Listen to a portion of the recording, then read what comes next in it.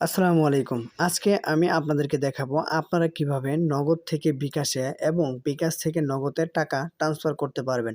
So এই ভিডিওটা সম্পূর্ণ দেখলে আপনারা বুঝতে পারবেন যে আপনারা কিভাবে বিকাশ থেকে নগদে টাকা ট্রান্সফার করবেন অথবা নগদ থেকে বিকাশে কিভাবে আপনি ব্যালেন্স ট্রান্সফার করবেন এই বিষয়টা কিন্তু আপনি একদম ক্লিয়ারভাবে বুঝতে পারবেন। সো দেখতে থাকুন এই ভিডিওটি। আমরা প্রথমে কি করব? আমরা নগদ অ্যাপে চলে আসব। নগদ অ্যাপে চলে আসার পর এখান থেকে যে দেখতে পাচ্ছেন আমি ব্যালেন্সটা চেক দিয়ে নিলাম। সো এখানে কিন্তু আমার যে ব্যালেন্সটা আছে ওটা কিন্তু দেখাচ্ছে।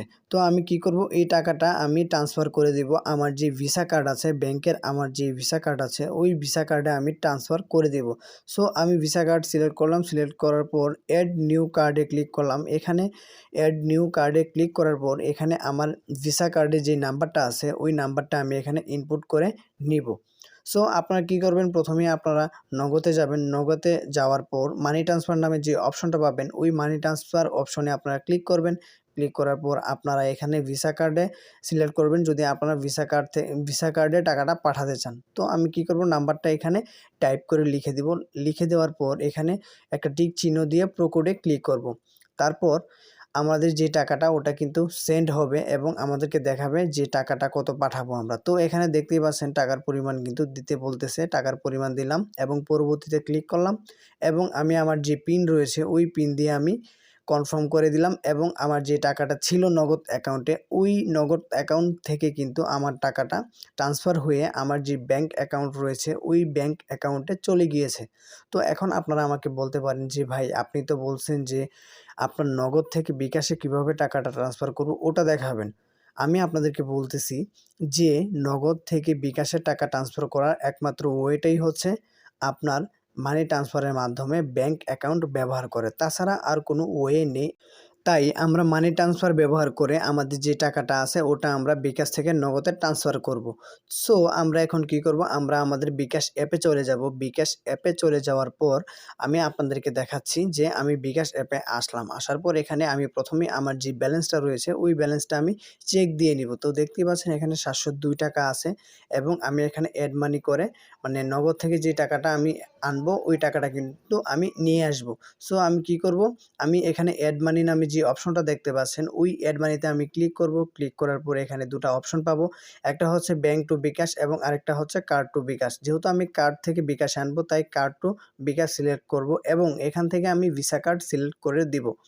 তো এখানে আপনি ৩ টে অপশন পাবেন। সেখান থেকে আপনি ভিসা কার্ড সিলেক্ট করে দিবেন। করে দেওয়ার পর এখানে আপনার ২ টা অপশন দেখাবে। একটা হচ্ছে আমার অ্যাকাউন্ট এবং অপরটি হচ্ছে অন্য অ্যাকাউন্ট। আমি যেহেতু আমার অ্যাকাউন্টে টাকাটা আনাবো তাই আমি আমার অ্যাকাউন্ট সিলেক্ট করলাম এবং টাকার পরিমাণ দিয়ে নিলাম। তারপর এগিয়ে যানে ক্লিক করব এবং এখানে হচ্ছে মেইন স্টেপ। তো আপনি চাইলে এখানে আপনার যেই ভিসা কার্ডটি রয়েছে ওই ভিসা কার্ডের নম্বর এবং যে মেয়াদ আছে ওই মেয়াদগুলো আপনি টাইপ করেও বসিয়ে দিতে পারেন অথবা আপনি চাইলে এখানে কার্ডটি স্ক্যান করুন নামে যে অপশনটা দেখতে পাচ্ছেন ওখানে আপনি ক্লিক করে আপনি স্ক্যানও করে নিতে পারেন খুব সহজেই। সো আপনার যেভাবে সহজ মনে হয় আপনি সেভাবেই ট্রাই করতে পারেন, এতে কোনো সমস্যা নেই। প্রথমে আপনি আপনার যে কার্ড নাম্বারটা রয়েছে ওই কার্ড নাম্বারটা এখানে ইনপুট করে নেবেন। তারপর আপনার কার্ডের যে মেয়াদটা আছে ওই মেয়াদটা আপনি দেখে বসিয়ে দিবেন অথবা আপনি কার্ডটি সরাসরি স্ক্যান করে নেবেন। সো আপনি স্ক্যান করুনের উপরে ক্লিক করলে এখানে আপনাকে দেখানো হবে যে স্ক্যান করার জন্য আপনার কার্ডটি ফ্রেমের মধ্যে রাখুন এবং একটি ছবি তুলুন। সো আপনি ছবিটি তুললেই কিন্তু এটা অটোমেটিক্যালি সেটআপ হয়ে যাবে। সেটআপ হয়ে যাওয়ার পর এখানে সবকিছু অটোমেটিক্যালি বসে যাবে এবং লাস্টে এখানে যেটা রয়েছে এটা হচ্ছে সিভিভি নাম্বার। আপনার এটিএম কার্ডের পিছনে একটা নাম্বার দেওয়া আছে বা আপনার ভিসা কার্ডের পিছনে একটা নাম্বার দেওয়া আছে। ওই যে নাম্বারটা আছে ওই নাম্বারটা আপনি এখানে বসিয়ে দিবেন। বসিয়ে দেওয়ার পর এটা আপনি কনফার্মে দিয়ে দিবেন, তাহলেই দেখবেন যে আপনার যেই টাকাটা ট্রান্সফারের যে মেইন অপশনটা ওটা কিন্তু চলে আসবে। সো আপনারা কি করবেন? আপনাদের যে ভিসা কার্ডটা রয়েছে ওই কার্ডের পিছনে একটা নাম্বার পাবেন। ওই নাম্বারটা কিন্তু আপনারা লাস্টে বসিয়ে নিবেন। এবার আপনার যেই ব্যাংকে আপনার যে মোবাইল নাম্বারটা দেওয়া আছে ওই মোবাইল নাম্বারে একটা ওটিপি চলে যাবে। ওটিপিটা চলে যাওয়ার পর আপনি এখানে ওই ওটিপিটা বসিয়ে দিবেন। বসিয়ে দিয়ে আপনি কনফার্মে ক্লিক করবেন, তাহলেই দেখবেন যে আপনার যে টাকাটা ছিল ওটা কিন্তু খুব সহজেই ট্রান্সফার হয়ে আপনার যে বিকাশ অ্যাকাউন্ট আছে ওই বিকাশ অ্যাকাউন্টে এড হয়ে গেছে। তো আমি কোডটা দিয়ে কনফার্মে ক্লিক করলাম। কনফার্মে ক্লিক করার পর দেখতেই পারতেছেন যে আমার টাকাটা কিন্তু প্রসেসিং হচ্ছে। আমি যে টাকাটা অ্যাড মানি করতেছি ওটা প্রসেসিং হচ্ছে এবং আমাকে ট্রানজ্যাকশনও কিন্তু দেখিয়ে দিয়েছে যে আমি সফলভাবে ২,০০০ টাকা অ্যাড মানি করতে পেরেছি। এবার আমি আপনাদেরকে আমার টোটাল ব্যালেন্সটা দেখাই। তাহলেই আপনারা বুঝতে পারবেন যে কত টাকা আমার ব্যালেন্সে ছিল এবং কত টাকা আছে। তো দেখতেই পাচ্ছেন এখানে কিন্তু ৳২৭০২ আছে। অর্থাৎ আমার অ্যাকাউন্টে আগে ছিল ৳৭০২ এবং আমি ৳২,০০০ অ্যাড মানি করেছি। তারপর আপনার ৳২৭০২ হয়েছে। সো এই ছিল মূলত আপনার বিকাশ থেকে যে আপনি নগদে টাকা পাঠাবেন বা নগদ থেকে যে বিকাশে টাকা পাঠাবেন ওটার মূল ভিডিও।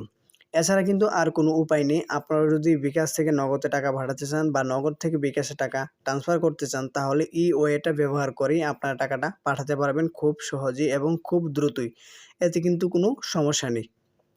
সো এই ছিল মূলত আজকের ভিডিও। আশা করি ভিডিওটি আপনাদের কাছে অনেক ভালো লেগেছে। যদি ভিডিওটি আপনাদের কাছে ভালো লেগে থাকে তাহলে অবশ্যই ভিডিওতে লাইক করতে ভুলবেন না। চ্যানেলটি সাবস্ক্রাইব অবশ্যই করে দিবেন। দেখা হচ্ছে পরবর্তী কোনো নতুন ভিডিওতে। সেই পর্যন্ত আপনারা সবাই ভালো থাকবেন, সুস্থ থাকবেন। আসসালামু আলাইকুম।